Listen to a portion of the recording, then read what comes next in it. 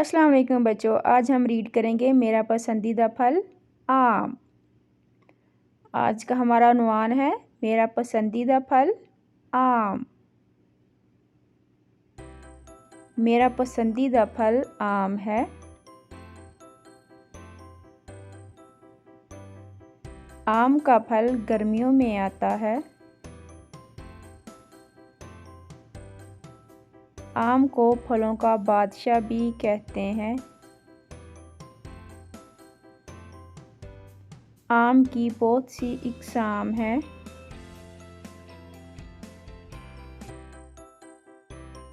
میں آم بہت شوق سے کھاتا ہوں۔